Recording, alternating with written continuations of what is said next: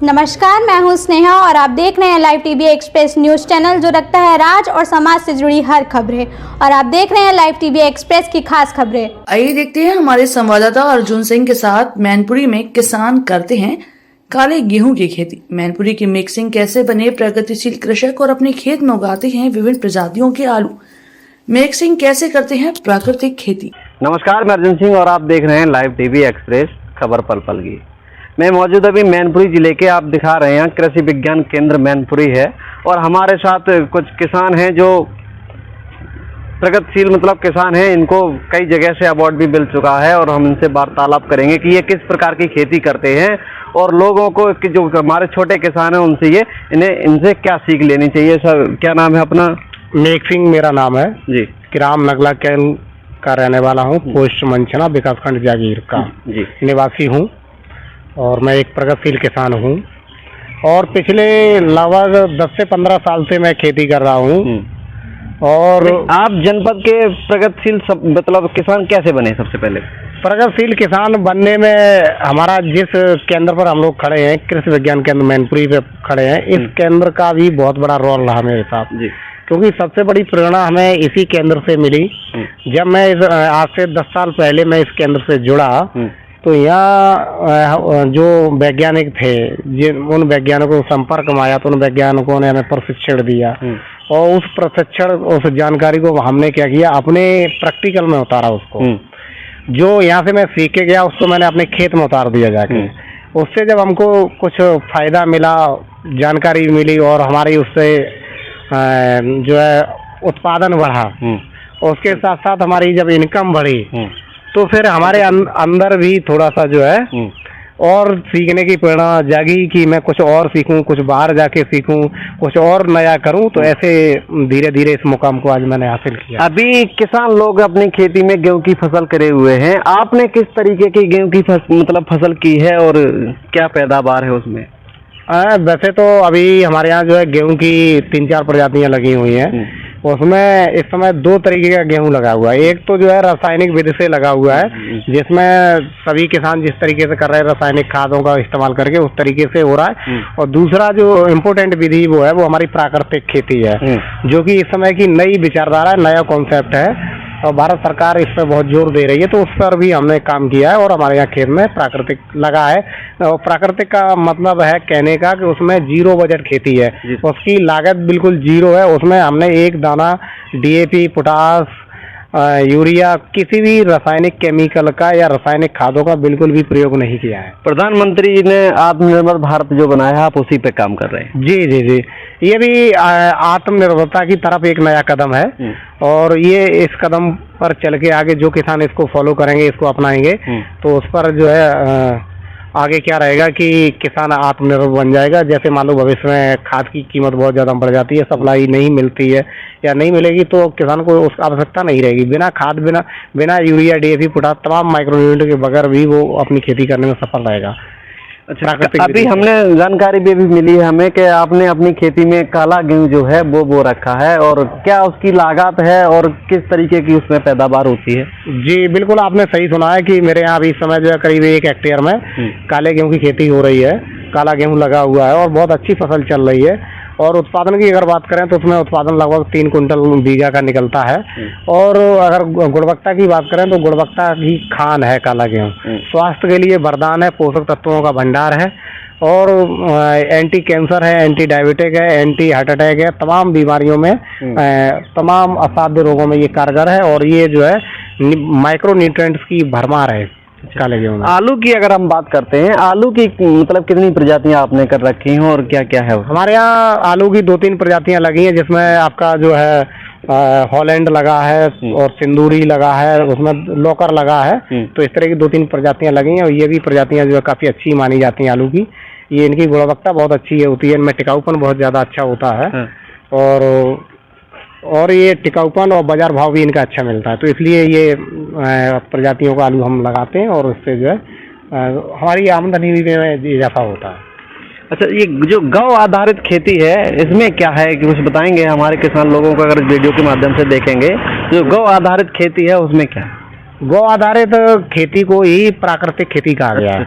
ये जो मूल कॉन्सेप्ट ही है गौ आधारित प्राकृतिक खेती, पूरा नाम इसका ये है गौ आधारित प्राकृतिक खेती। और इसमें क्या है कि हम देसी गाय और देसी केंचुआ और देसी बीज, इसके 3 महत्वपूर्ण पहलू हैं। इसमें ये 3 बिंदु बहुत इम्पोर्टेंट है, बहुत महत्वपूर्ण है, जिसमें देसी गाय पहला है और दूसरा बिंदु जो है देसी केंचुआ है, तीसरा बिंदु जो है देसी बीज है हमारा जी। और इन्हीं की सहायता से हम अपनी खेती को सफल आगे बनाते हैं। ठीक है सर। अच्छा, किसान अगर जैसे कोई अगर आपसे मिलना चाहे जी हैं, कोई अगर प्राकृतिक खेती के बारे में जानना चाहे, कोई जानकारी अगर लेना चाहे, तो क्या है उनका मतलब आपसे मिलने का टाइम टेबल या कोई कांटेक्ट नंबर वगैरह कहाँ पे मिलते हैं आप, क्या है? देखिए, अगर पहली बात तो ये है कि मैं प्राकृतिक खेती का जनपद स्तर पर मास्टर ट्रेनर हूँ जी। पूरे जनपद स्तर पर मास्टर ट्रेनर हूँ। और मैं इस समय जो कृषि विभाग के द्वारा आयोजित जो गोष्ठी होती हैं, सेमिनार होते हैं, उसमें मैं जाता हूँ और किसानों के बीच में अपनी प्राकृतिक खेती पर लेक्चर देता हूँ। वहाँ पर उसको लोगों को समझाता हूँ कि कैसे करनी है, कौन कौन सी विधियाँ अपनानी है, इसमें कौन कौन तरीके अपनाकर हमें प्राकृतिक खेती कैसे सफल बनानी है और कैसे करें, क्या सावधानी है, पूरी डिटेल में विस्तृत चर्चा करता हूँ इस पर। और वैसे मैंने मेरा विजिटिंग कार्ड भी बनवा रखा है और मैं आपको एक विजिटिंग कार्ड दे रहा हूँ जिसमें मेरा प्राकृतिक खेती का सब डिटेल लिखा है। कोई भी किसान अगर चाहे तो इस विजिटिंग कार्ड के माध्यम से हमसे कभी भी संपर्क कर सकता है, क्योंकि मैं स्पेशलिस्ट तो बहुत बड़ा वो साइंटिस्ट वो तो नहीं हूँ, मैं एक प्रगतिशील किसान हूँ। तो कोई भी किसान कभी भी किसी वक्त हमसे फोन कर सकता है, क्योंकि किसान के पास समय नहीं होता है कोई। बिल्कुल बिल्कुल, मैं नंबर भी अपने वीडियो में जो है वो आपका दे दूंगा, जो भी अगर आपसे कोई भी जानकारी लेता है। हाँ जी। और मैं किसानों की मदद के लिए हर समय और हर वक्त तत्पर है, सुबह शाम दोपहर जब चाहे तब कॉल कर सकता है और जो उचित समाधान है मैं उसको देता हूँ हर समय। अच्छा, अब बात करते हैं जैसे खेती होती है, उसमें कीटनाशक वगैरह भी कोई अगर दवाई वगैरह का कोई आप प्रयोग करते हैं या फिर ऐसे ही? मैं देखो है क्या कि हमने अब मेरा सारा खेती का जो सिस्टम है वो बदल गया एकदम। तो मैं अब बहुत कम मात्रा में रासायनिक उर्वरकों का प्रयोग कर रहा हूँ। ठीक है, जो आम लोग कर रहे हैं, आम लोग तो बहुत ज्यादा रासायनिक उर्वरक डाल रहे हैं, कीटनाशक डाल रहे हैं, पेस्टिसाइड डाल रहे हैं, हर्बिसाइड डाल रहे हैं। जबकि अगर मैं अपनी बात करूं तो हम तो बहुत न्यूनतम मात्रा में जो है रासायनिक खेती में जो है रासायनिक उर्वरक का प्रयोग कर रहा हूं, पेस्टिसाइड और हर्बिसाइड का प्रयोग कर रहा हूं, ना के बराबर। तो हमारी उससे क्या है कि लागत कम हो गई है और जो है हमारी अर्निंग बढ़ गई है। दूसरी बात करें, अगर प्राकृतिक खेती में बात करें तो प्राकृतिक खेती में तो 0 लागत है। उसमें हमें कोई हर्बिसाइड, कोई पेस्टिसाइड, कोई रासायनिक उर्वरक का प्रयोग करना ही नहीं है बिल्कुल भी। वो तो हमें उसमें 1 पैसे का भी कोई भी रासायनिक केमिकल बाजार से नहीं खरीदना है।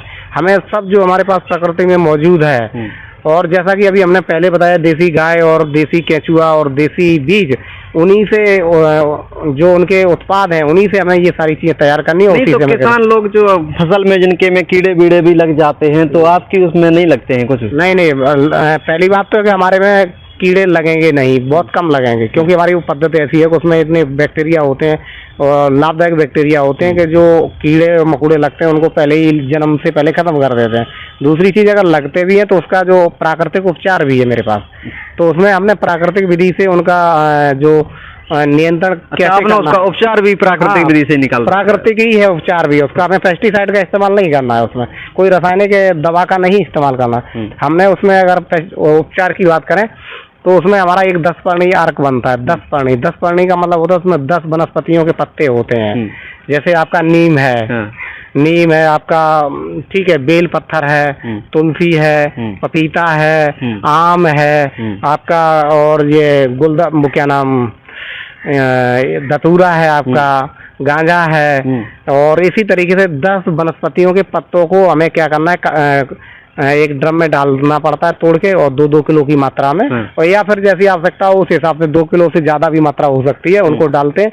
उसमें जो है उसके बाद उसमें आधा किलो पिसी हुई अदरक की चटनी, आधा किलो हरी मिर्च की चटनी पड़ती है, आधा किलो पिसा हुआ लहसुन पड़ता है, और उसमें जो है पिसी हुई आधा किलो हरी मिर्च भी पड़ती है, और उसमें जो है 5 लीटर पड़ेगा आपका जाके आधा लीटर हल्दी पड़ेगी, आधा किलो उसमें हल्दी पड़ेगी। इन सब चीजों को जो मिला के 30 दिन के लिए हमें उसे रखना होता है। और 30 दिन बाद हमारा जो है प्राकृतिक पेस्टिसाइड, हाँ, बन के तैयार हो जाता है। और उसके बाद अगर आपके खेत में चाहे फसल कोई भी हो, अगर कोई भी कीट पतंगा अगर रोग लगता है तो उस पे आप स्प्रे मारिए, सारे के सारे खत्म हो जाएंगे। और प्राकृतिक सबसे बड़ा फायदा है कि वो सब प्राकृतिक होंगे, हमें कोई बाजार से कोई चीज नहीं खरीदा, हमने जो हमारे वातावरण में हमारे जो आसपास की चीजें उपलब्ध है उन्हीं से हमने सब तैयार कर दिया है। बिल्कुल, कोई जो पैसे का खर्चा है वो बहुत जीरो कर दिया। और इस पेस्टिसाइड को जो हमारा जो बना प्राकृतिक कीटनाशक बना, इसको हम एक बार तैयार कर लेंगे 6 महीने तक हमारा ये चलता है और काफी अच्छे तरीके से हम इसको यूज कर सकते हैं। अपनी स्प्रे मशीन में उसको जो है डाल के स्प्रे कर सकते हैं, सारे रोग और जो है कीट नियंत्रण हो जाएगा। जैसा कि आपने सुना कि इन्होंने अपनी प्राकृतिक खेती कर रखी और उसी से ये मतलब आत्मनिर्भर भारत जो प्रधानमंत्री ने जो एक अभियान चलाया है उसी को ये आगे बढ़ाने में लगे हुए हैं। और ऐसी तमाम वीडियो देखने के लिए बने रहें, तब तक के लिए हमारे साथ। तो ये थी live TV express news channel की कुछ खास खबरें। इसी तरह चुनिंदा खबरों से रूबरू होने के लिए देखते रहिए live TV express news channel.